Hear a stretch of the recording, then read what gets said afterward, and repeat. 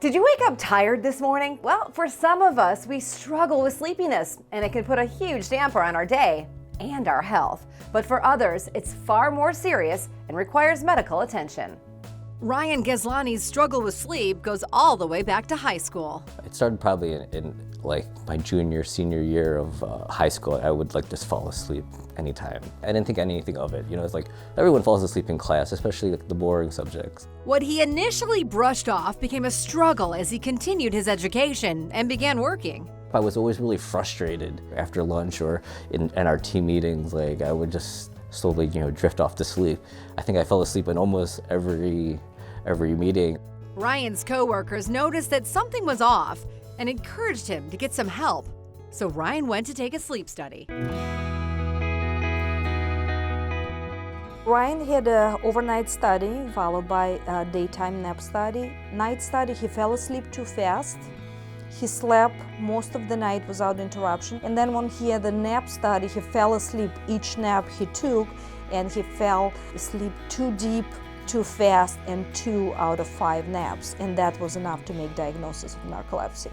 And this is what we call eye movement. So if I had to answer, or like this sort of explains so much in my life. Well, it's a chronic neurological condition. It's a disorder what someone develops usually in childhood or early teens, and it's persistent throughout the lifetime and require treatment in order for patient to be functional. The most common sign of narcolepsy is excessive daytime sleeping, and that can happen even after you sleep all night without interruption. What we know about narcolepsy, there is a problem with a brain chemical called hypocretin or orexin.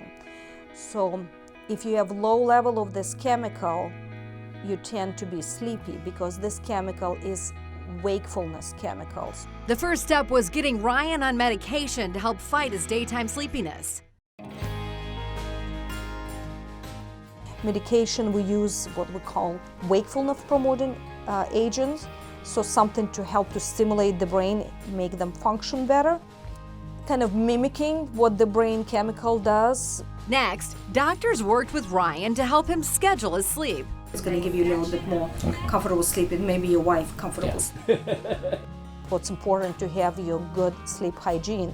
Go to sleep certain time, sleep 7 or more hours, same bedtime, same waking up time, even on the weekend. It's very important because it helps them recharge the battery so they can have a better daytime. These changes transformed life for Ryan. I'm definitely a lot more productive at work. It was like a veil lifted over my head. I'm so much more clear. I see things more clear. I can be able to process things so much faster. My attention's better. With his symptoms under control, Ryan could also concentrate more on what mattered most, his family. It is. It's a big thing. And I'm a 10 times better father, a husband. It's really cool to see, that you're able to be present at all their achievements. I'm able to do a lot more things, with my family. Take my kids out to the park or to their soccer game or whatnot. He's doing well. If you diagnose someone early in life, you can empower them to do better. If they have symptoms of excessive daytime sleepiness, those sleep attack, if they do have other features, they need to ask the family doctor, internal medicine doctor to be referred to see a sleep specialist. There is a treatment options available, and there is a way to get better. Being tired shouldn't ever stop you from doing anything. It's not stopping me at all. I take my kids out and we go out, we play, we always have something busy, My life's really good now. 2,